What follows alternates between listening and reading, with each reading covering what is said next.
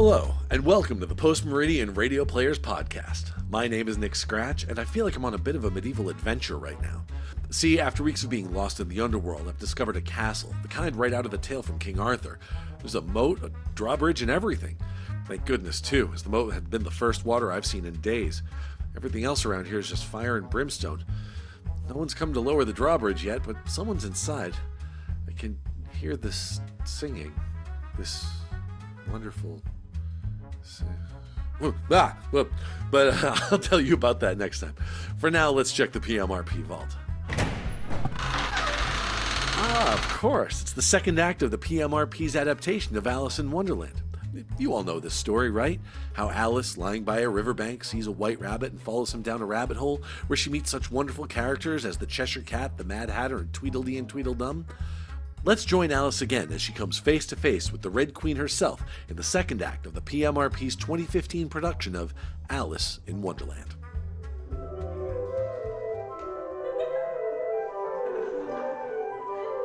Hello again. Welcome back. When we left Alice, the Tweedles had abandoned her, leaving her alone in the forest. When she turned round, she saw resplendent in her scarlet red dress the Red Queen, looking at her with the strangest expression. Where do you come from, girl? And where are you going? I'm afraid, Your Majesty, that I've lost my way. I don't know what you mean by your way. All the ways here belong to me. But why did you come here at all, Curtsy while you're thinking what to say. It saves time. Yes, of course. Time's up. According to my watch, it's time for you to answer. Open your mouth a little wider when you speak, and always say, Your Majesty. I only wanted to find the lovely garden, Your Majesty. I've seen gardens compared with which this would be a wilderness. But it is a wilderness. We're in a forest. To call it a garden would be nonsense. You may call it nonsense, but I've heard nonsense before, compared with which that would be as sensible as a dictionary. Now, run, little girl, run! Faster! Faster! Are we nearly there? Nearly there? Why, we passed it 10 minutes ago. Faster now! Faster! Faster! Stop! You may rest a little. Why, it's the same tree. We've been under this tree the whole time. Everything's just as it was. Of course it is. How would you have it? Well, in our country, you generally get somewhere else if you ran very fast for a long time. A slow sort of country. Here, it takes all the running you can do to keep in the same place. If you want to get somewhere else, you must run at least twice as fast. I can't believe that. Can't you? Try again. Draw a long breath and shut your eyes. There's no use trying. One can't believe impossible things. I dare say you haven't had much practice. When I was your age, I believed as many as 6 impossible things before breakfast. I'd rather not try, please. I'm only trying to get into that garden. Well, why didn't you say so? See that shop over there? Go in and look for Humpty Dumpty. Well, girl, what do you have to say? I don't know that I have anything to say just now. You should have said, it's extremely kind of you to tell me this. However, we'll pretend you said it. Speak in French when you can't think of anything to say in English. Turn your toes out when you walk, and remember who you are. Into the shop now, away with you. The Queen pushed Alice into the shop, which was so dark she could hardly see anything. She rubbed her eyes and looked again. Was that actually a sheep sitting at the counter? Her eyes adjusted and it became clear. She was in a little shop, and opposite her was an old sheep peering at her through a great pair of spectacles. What is it you want to buy? I don't know quite yet. I should like to look all round first. You may look in front of you if you like, but you can't look all around you, not unless you've got eyes in the back of your head. As it happened, Alice did not have eyes in the back of her head, so she contented herself with looking at the shelves as she came to them. The shop seemed to be full of curious things, but the oddest part was that whenever she looked hard at any shelf, that particular shelf was quite empty, though the others round it were always crowded full. Oh, are you a child or a spinning top? You'll make me giddy soon if you keep turning round like that. I'm sorry, there are just so many choices. Plenty of choices. Only make up your mind. What do you want to buy? To buy? I should like to buy an egg, please. How do you sell them? 5 pence farthing for 1, 2 for 2. Then 2 are cheaper than 1? Only you must eat them both if you buy 2. Then I'll have 1, please. Here's 5 pence. Now can I have my egg? Oh, I never put things into people's hands. Oh, that would never do. You must get it for yourself. So saying, the sheep went off to the other end of the shop and set the egg upright on a shelf. I wonder why it wouldn't do. Oh, this shop is so very dark. That egg seems to get further away the more I walk towards it. This is the strangest shop I ever saw. So she went on, wondering more and more with every step, quite expecting the egg to disappear at any moment. However, the egg began to get larger and larger, and the closer she got, more and more human. When she was within a few yards, she saw clearly that it was Humpty Dumpty himself. Oh my goodness, it's Humpty Dumpty! He looks so much like an egg, it simply can't be anyone else. Humpty Dumpty sat on a wall. It's very provoking to be called an egg. Very. I said you looked like an egg, Mr. Dumpty. And some eggs are very pretty, you know. Why, every year at Easter, my Don't mother... stand there prattling on like that. Tell me your name. My name is Alice, and That is the most stupid name I have ever heard. Whatever does it mean? It's just a name. Must a name mean something? My name means the shape I am. A good, round, handsome shape. A name like yours could mean pointy or lumpy or concave.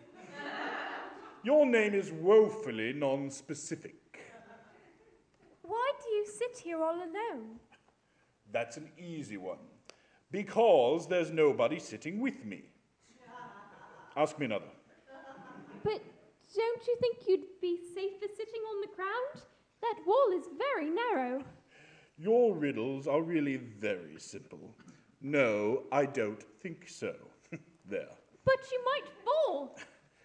If I ever did fall off, which, by the way, there is absolutely no chance of, the king, yes, the Red King himself, has personally promised... To send all his horses and all his men?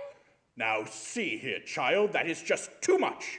You've been listening at keyholes or using periscopes, as you had no way of knowing that. What kind of person are you? What kind of person hides at keyholes with a periscope like a thief? I have done no such thing. I read it in a book. Ah, well, that is a different matter, for I am in many books. You may shake hands with me. Oh, oh, oh, oh. Oh, do be careful, Mr. Dumpty. You nearly toppled. No, I didn't. And it's my turn to ask a question. How old did you say you were? 7 years and 6 months.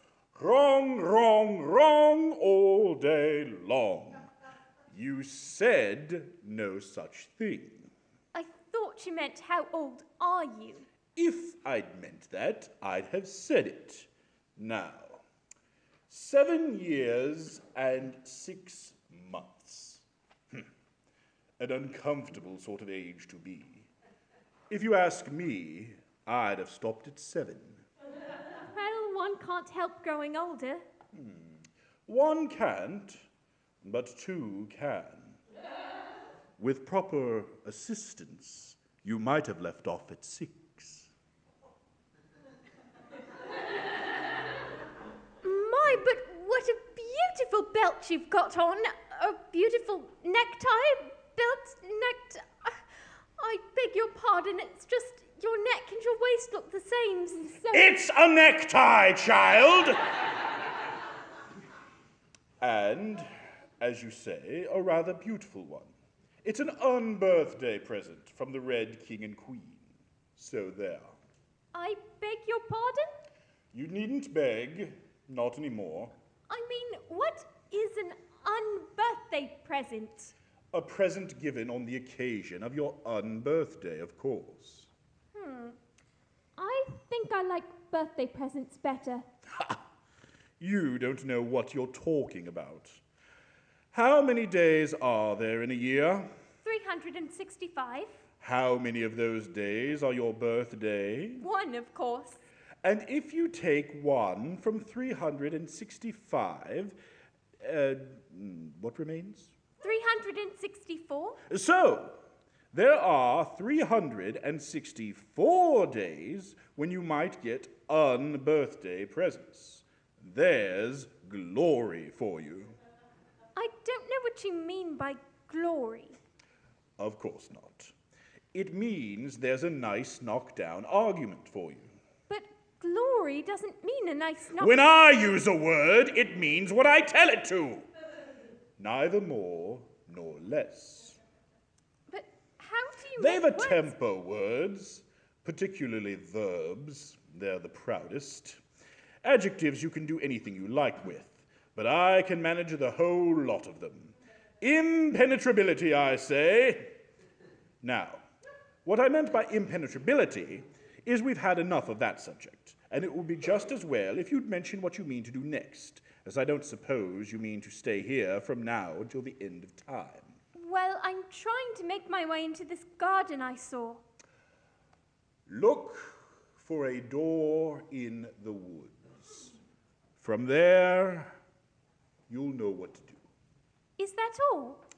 And that is all. Goodbye. Oh, well, goodbye, Mr. Dumpty. Till we meet again. I don't know that I should know you if we did meet again. You're so like all the other people. How could I tell you were you and not someone else? The face is what one goes by generally. Oh, that's just it. Your face is precisely the same as everybody else. 2 eyes, nose in the middle, mouth just under the finish. It's always the same. So tiresome. I suppose. Goodbye and keep your balance. I swear, of all the unsatisfactory people. I swear I'll never go there again. He was the stupidest egg I've ever met in all my life. But, oh, that's very curious. I've never seen a tree with a door in it before. Oh, but everything's curious today, and Mr. Dumpty did talk about a door in a tree. I may as well go in at once. And in she went. Once more she found herself in the White Rabbit's long hall, and close to the little glass table. I do know what to do, and I'll manage better this time. Alice began by taking the little golden key and unlocking the door that led into the garden. Then she nibbled at the mushroom piece she had kept in her pocket, shrinking again till she was about a foot high. Finally, she walked down the little passage and at last found herself in the beautiful garden. The garden at last! The second part of my plan is complete. What lovely roses. Oh, and voices. Who's that? Oh, Five! Don't go splashing paint on me like that! Oh, couldn't help it. 7 jogged me elbow. I never did. I've had enough you always laying the blame on others. Oh, wouldn't talk if I was you, 7. I heard the Queen say, only yesterday you deserve to be beheaded. Oh, what'd he do? It's none of your business, too. Yes, it is her business, and I'll tell her it was for bringing the cook to the brutes instead of onions. Look here now. I've just about had it with a free you always... Wait, since when did it free? 1, 2... Oh, sorry, miss. Didn't see you there. Right, sorry, miss. Please, all of you, you don't need to bow. I was just wondering, why are you painting the roses red? Well, the fact is, miss, this here ought to have been a red rose tree, only we put a white one in by mistake, and if the Queen was to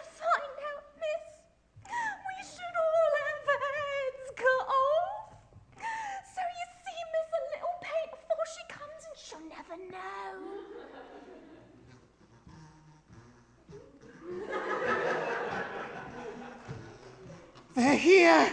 The king and queen! A procession? But who are all those people?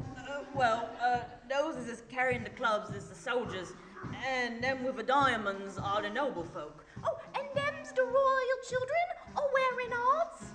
Oh, and the knave hearts. Oh, and the king, and all the guests. And the queen! Kneel down, all of you! I'd kneel too if I was you, miss. What would be the use of a procession if all the people had to lie down on their faces? They couldn't even see it. Your Majesty! Who is this? Your Majesty, my name is Alice. We met before. Silence! I was not addressing you, child. Who is this? I've never seen her before, but I think she's the one who's responsible for the rose bushes. Idiots, all of you. Child, what is your name? Alice, we met just a moment ago in the wood. Who are these other folk? How should I know? How should you... Off with her head! Off with her head! Off with her... Nonsense! Now, dear, please consider she's, a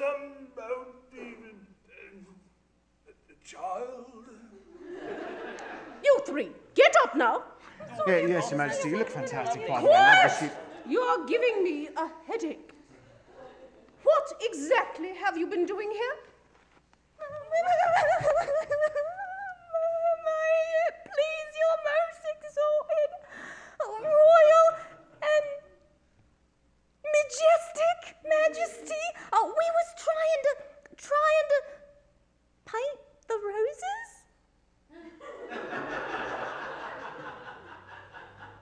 I see. We shall proceed. You three will remain here. Guard, Your Majesty? off with their heads!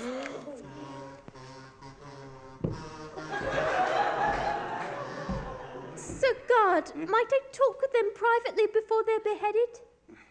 All right, but just for a moment. We're doomed! Doomed! Oh, hush. You shan't be beheaded. Here, just let's dig 3 little holes in this garden bed, and you can each stick your heads in here.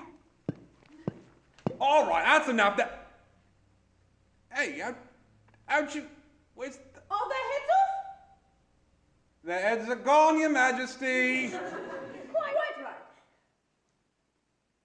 Alice, Yes? do you play croquet? Yes, Your Majesty. Come on then.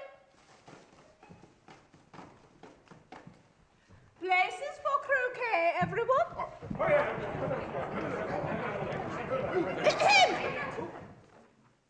Guard, hand Alice her mallet. Here you are, miss. But this isn't a mallet, it's a flamingo. Of course it is. You said you knew how to play croquet. Perhaps you've mistaken? And hand the child a ball. Thank you, but I'm just not sure how to use a flamingo or a hedgehog. Oh, goodness. Very well. Mr. Hedgehog, please sit yourself down here. Now, Madam Flamingo, if you could just... No, don't crawl away. Ready now? Excellent. Then we shall begin the game. But I'm not ready. Begin! Wait, Fairy, come back. Down, you silly... They certainly like beheading people here. It's a great wonder there's anyone left alive. Oh, what will become of me? Hello again. Cheshire Puss, is that you? I can only see your grin. How are you, Alice? There's your ears and face, but where's the rest of you? This is enough of me for now, I'd say. I see you've made it to the Queen's croquet game. Yes, but I don't think they play croquet very fairly. They don't seem to follow any rules in particular. The arch I've got to go through is just a card meandering about, and I should have croqueted the Queen's hedgehog just now, only it ran away when it saw mine coming. And the flamingos are always twisting their heads around to look at me. How do you like the Queen? Not at all. She's extremely... extremely likely to win that it's hardly worth finishing the game. Who are you talking to? It's a friend of mine, the Cheshire Cat. I don't like the look of it. However, it may kiss my hand if it likes. I'd rather not. Don't be impertinent. And don't look at me like that. A cat may look at a king. I've read that in a book somewhere. Oh, it must be removed. There. Have this cat removed. Off with its head! Oh, could he help it, the executioner myself? How delightful! Poor Cheshire Cat. I cannot. You must. Alice, you simply must settle this question. You can't expect me to cut a head off unless there's a body attached to cut it off from. I've never done such a thing before. I'm not about to start at my age. It's easy enough. It has a head, ergo you can behead it. If something isn't done about that cat, I'll have everyone executed. All your heads. Including the cat? Hey, where'd he go? Cat? Cat? Cat! There. Problem solved. Now, girl, have you seen the mock turtle yet? No, I don't even know what a mock turtle is. It's the thing mock turtle soup is made from. I've never seen one or heard of one. Come along then, follow me, and he shall tell you his history. Everyone, listen to me. You are all pardoned.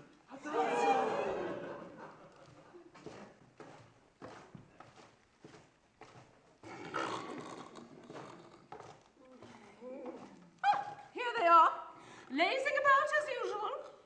This, my dear, is a griffin. What's a griffin? That is. Just look. Up, you lazy thing. Take this young lady to see the mock turtle. She must hear his history. Your Majesty. Take her. I must go back and see after the executions. Oh, how fun. What is fun? Her fancy. Oh, they never executes nobody, you know?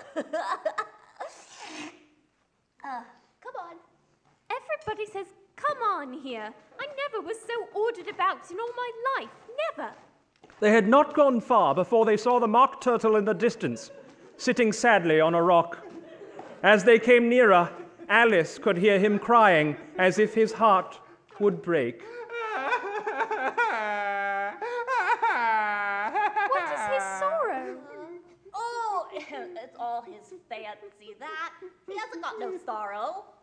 Oh, Turtle, this here young girl wants to know your history, she knew. Sit down, both of you. Don't speak till I've finished.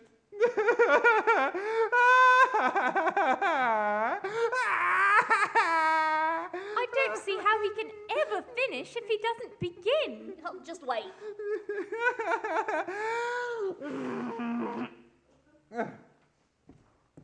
Once, I was a real title. Well,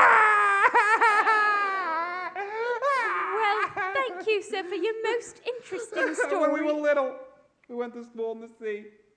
The master was an old turtle. We used to call him Tortoise. Why did you call him Tortoise if he wasn't one? We called him Tortoise because he taught us. Really, you are very dull.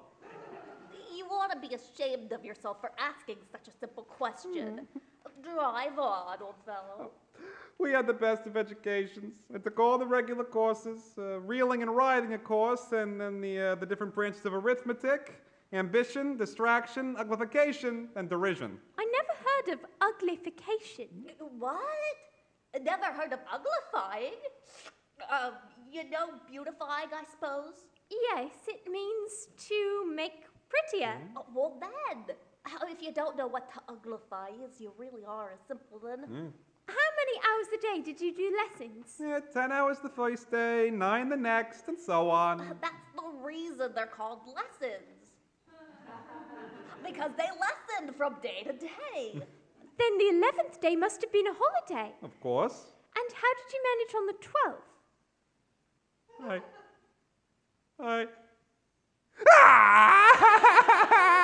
Let me shake some sense into him. Get a hold of yourself! Thank you. Don't mention it. Now, little girl, you may not have lived under the sea. I haven't. And perhaps you were never introduced to a lobster. I once tasted There? No, never. So you have no idea how delightful a lobster quadrille is. No, indeed. What sort of a dance is it? Well, first you form into a line along the seashore. 2 lines, seals, turtles, salmon, and so on. And then, when you've cleared all the jellyfish out of the way, That generally takes some time. you advance twice. Each with a lobster as a partner. Then, you And the throw lobsters. as far out to sea as you Turn can, a somersault in the sea. change lobsters, Back to land. and that's all. It must be a very pretty dance. Would you like to see it? Very much indeed. Come, let's try. We can do without lobsters, Which of us shall sing? Oh, you sing. I forgot the words.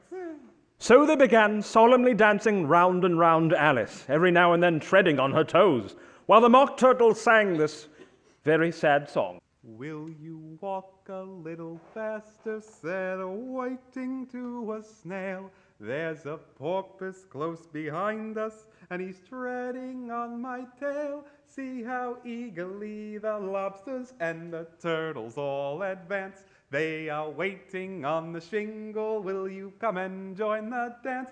Will you, won't you join the dance? Will you, won't you join the dance? Thank you, Mr. Turtle. It is a very interesting dance. If I'd been the whiting, I'd have said to the porpoise, keep back. We don't want you with us. They were obliged to have him with them. No wise fish would go anywhere without a porpoise. Don't you mean purpose? I mean what I say. Oh, come, let's hear some of your adventures. I could tell you my adventures, beginning from this morning, but it's no use because I was a different person then. Explain all that. No. The adventures first. Explanations take such dreadful time. Oi. So Alice began telling them her adventures from the time she first saw the White Rabbit. She was a little nervous at first, but gained courage as she went on. Her listeners were perfectly quiet till she got to the part about meeting the Griffin and the Mock Turtle. And then the Mock Turtle drew a long breath and said, That's very confusing. It's about as confusing as it can be. It's by far the most confusing thing I ever heard. And I know the Cheshire Cat. Yeah, I think you'd better leave off. Oh, shall we dance the lobster quadrille instead? Or would you like the Mock Turtle to sing you a song? Oh, a song, please.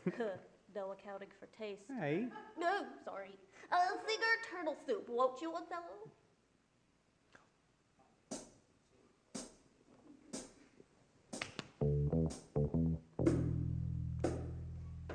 Beautiful soup, so rich and green, waiting in a hot tureen. You got it.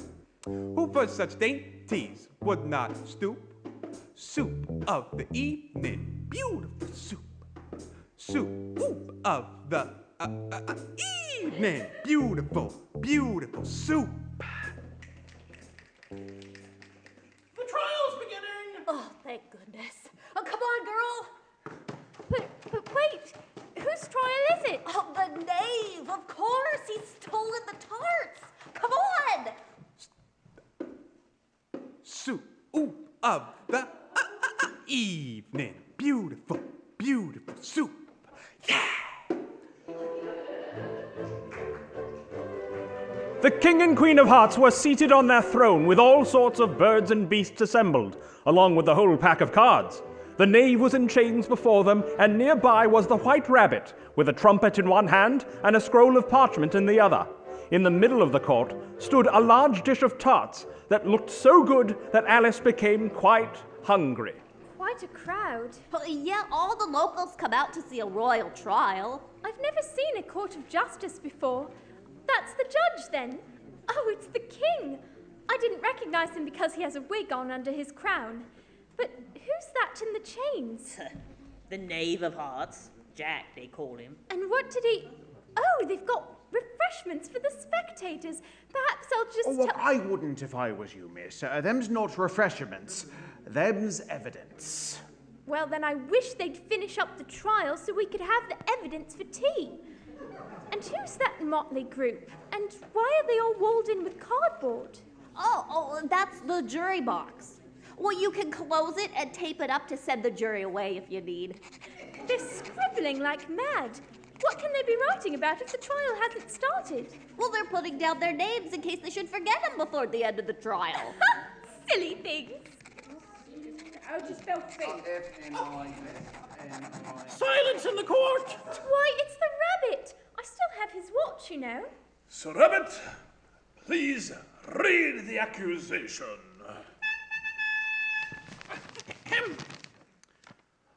The Queen of Hearts, she made some tarts, all on a summer day. The Knave of Hearts, he stole those tarts and took them quite away. Members of the jury, thank you for your service. I ask you now to consider your verdict. As your Honorable Majesty knows, we aren't quite ready for a verdict yet. What? The jury hasn't heard any evidence. We must have witnesses first, mustn't we? Oh, yes, witnesses. Yes, let's have quite a lot of those. Sir Rabbit, call the first witness. First witness, the king calls the Hatter, the March Hare, and the Dormouse. I beg your pardon, Majesty, for bringing tea in with us. We'd only just started it when we were sent for. We'd sat down quite some time before, of course. But when we'd been sent for, then we'd been served.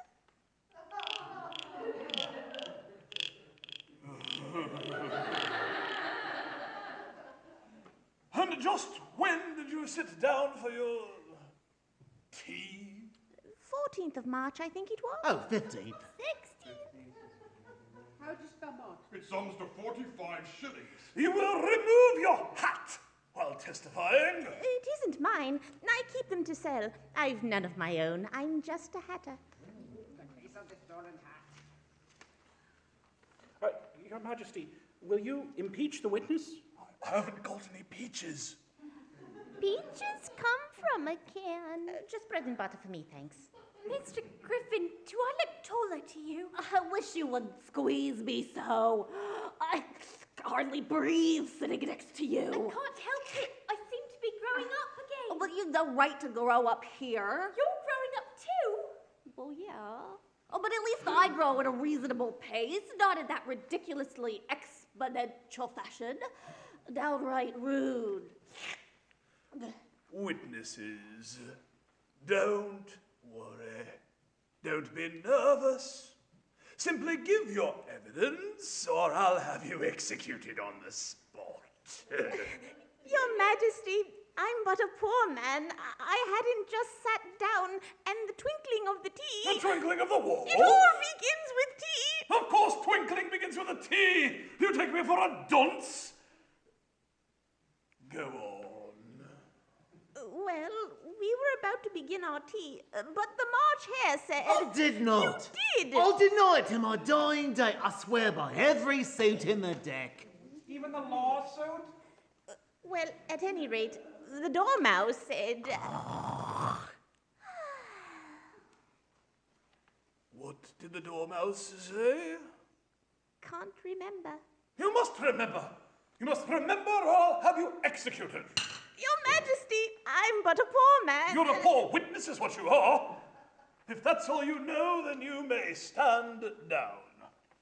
I can't go any lower. I'm on the floor as it is. Then sit down. I'm already sitting. Go away! Call the next witness. The king calls the Caterpillar. Now, give your evidence. Why? Because a witness must testify. No. Perhaps if your majesty cross-examines this witness. Oh, but I'm not even that angry. Oh, all right, I'll try. Do I sound cross enough now? Perhaps another witness? And the rabbit called another witness, and another after that. And Alice continued to grow and grow as the testimony went on and on. And on and on. And on and on. The process of rolling out dough for tarts is known by scientists and historians as flagellation. Strawberry, raspberry, boysenberry, gooseberry. As though I have time to sit and have a tart when I'm busy protecting my eggs from girl pens who masquerade as... Well, that depends on precisely which tarts you mean. Contrariwise, I agree that Her Majesty's tarts are undoubtedly the best. Soup. Ooh, beautiful, beautiful soup. Until finally... The king calls his next witness, Alice. Me? Coming, your majesty. Excuse me. Oh, excuse me. I'm sorry, but I seem to have upset the box of drawers. I'll just put them all back. Sorry, it's just that I've grown up so. There, I'm ready. Alice, what do you know about this business? Nothing. Nothing whatsoever. Nothing whatsoever. That's very important. Your majesty means unimportant, of course. Of course I mean unimportant. It's so easy to get those two mixed up. Silence! Wait just one moment. Aha, here it is. Rule 42. All persons more than a mile high must leave the court. I'm not a mile high. You are. Well, nearly 2 miles high, really. That's not a regular rule. I think you invented it just now. It's the oldest rule in the book. Then it ought to be rule number 1, not number 42. Your majesty, some important evidence has just arrived. What is it? It seems to be a letter written by the prisoner to somebody. Well, it must be that. Unless it was written to nobody, which would be highly suspicious. Is it in the prisoner's handwriting? No, and that's the strangest thing about it. Please, Your Majesty, I didn't write it, and you can't prove I did. There's no name signed at the end. If you didn't sign it, that only makes matters worse. You must have meant some mischief, or else you'd have signed your name like an honest man. That proves his guilt. It proves nothing of the sort. Why, you don't even know what the letter is about. Read it. Where shall I begin, please, Your Majesty? Begin at the beginning, go till the end, then stop.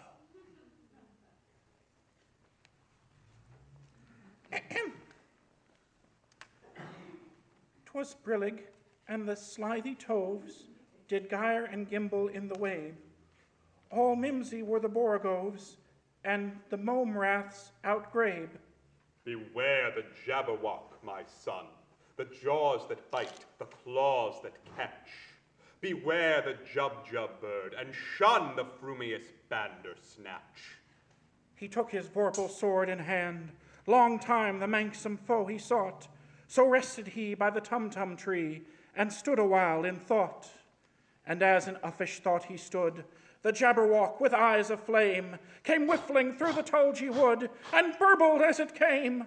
1, 2, 1, 2, and through the vorpal blade went snicker-snack. He left it dead, and with its head he went galumphing back. And hast thou slain the jabberwock? To mine arms, my beamish boy. Oh, frobjous day, Callooh, Calais, he chortled in his joy. 'Twas brillig, and the slithy toves did gyre and gimble in the wabe. All mimsy were the borogoves, and the mome raths outgrabe. You may applaud. That's enough! That's the most important piece of evidence we've heard yet. Nonsense! I don't believe there's an atom of meaning in it. Well, if there's no meaning in it, that saves us a world of trouble, as we needn't try to find any. And yet, I just don't know. I seem to see some meaning in it after all. The thief must have been pretty slithy to gyre into my lady's parlour without anyone noticing. The jaws that bite. This must refer to the eating of tarts. And stood a while in thought. That's the jury, of course. The vorpal blade went snicker-snack. Why, he's even talking about snacks. Nothing could be clearer. He left it dead, and with its head he went galumphing back. Why, that must be about you, dearest. You do so love beheadings. I do not galumph. Perhaps it was a pun. Well, I think this document does clarify the issue quite a bit. Now, let the jury consider their verdict. No, sentence first, verdict afterwards. Stuff and nonsense. The idea of having the sentence first. Hold your tongue. I won't. Off with her head. Who cares for any of you? You're nothing but a pack of cards. Cards? Cards! Get her! At this, the whole pack rose up into the air and came flying down upon her. Alice gave a little scream as she tried to fight them off. And the next thing Alice knew, she was again lying on the riverbank with her head in the lap of her mother, who was gently brushing away some dead leaves that had fluttered down upon her face. Wake up, Alice, dear. My, what a long sleep you've had. Oh, Mother, I've had such a curious dream. First there was a white rabbit and a cat who was all smiles and a tea party which never ended. And she told her mother, as well as she could remember them, all these strange adventures of hers that I have been telling you all about. And the Red Queen kept screaming, "Off with her head!" It certainly was a curious dream, dear. But it's getting late. Run inside for your tea. All right, but Mother, it really was a wonderful dream. Alice ran inside, but her mother remained behind, watching the setting sun and thinking of little Alice and her wonderful adventures. Soon she too began to dream after a fashion. Alice, my dear, dear little Alice, I too had a dream, and it was of you. Your bright, eager eyes were looking up into mine. I could hear your voice asking questions, and as I listened, the whole world became alive with the creatures of your dream. The long grass rustled as the white rabbit hurried by. The teacups rattled as the Mad Hatter and his friends shared their never-ending meal. And the shrill voice of the Queen ordered her unfortunate subjects to execution. I half believed myself in Wonderland, though I knew that should I open my eyes, all would change to dull reality. The grass would be only rustling in the wind, the rattling teacups would change to tinkling sheep bells, and the Queen's shrill cries would change to the voice of the shepherd boy. And then I dreamed of how you, my little Alice, would someday become a grown woman yourself, and how I hoped you would keep the simple and loving heart of your childhood within, remembering the happiness of summer days gone by. Oh, Alice, can you ever forgive me for wanting you to grow up? A boat beneath a sunny sky, lingering onward dreamily in an evening of July.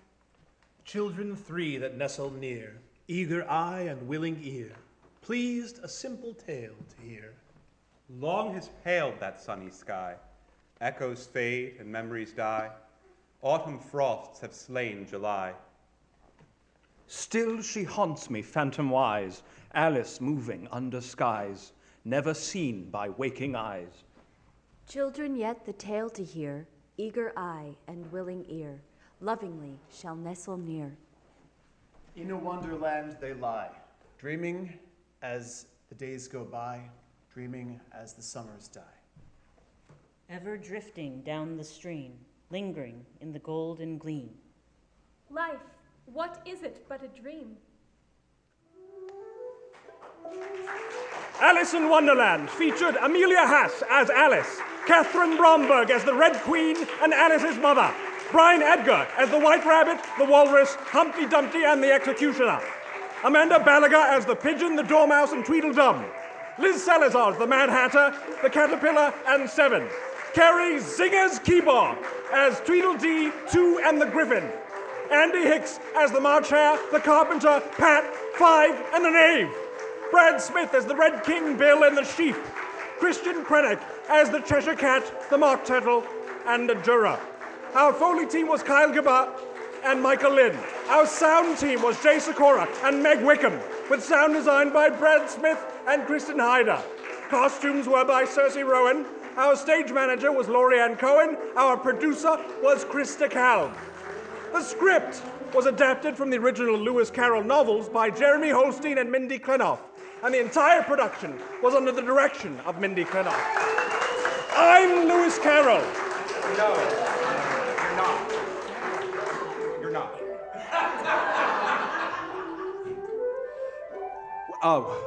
Well, actually, no, my real name is Eric Chung. And on behalf of the Post-Meridian radio players, we hope you've enjoyed your trip through Wonderland with us this evening. Join us again for future adventures. Thank you, and good night.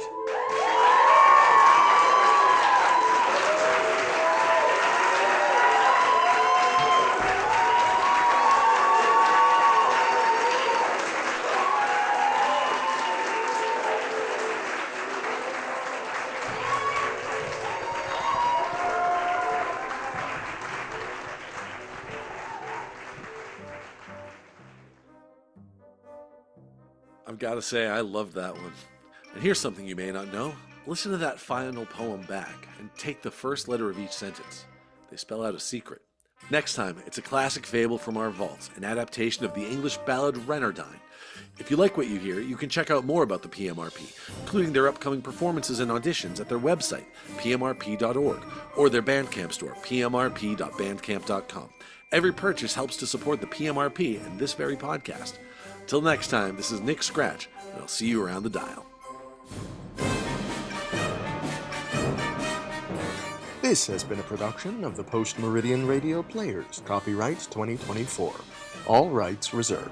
For more information about our group, please visit www.pmrp.org.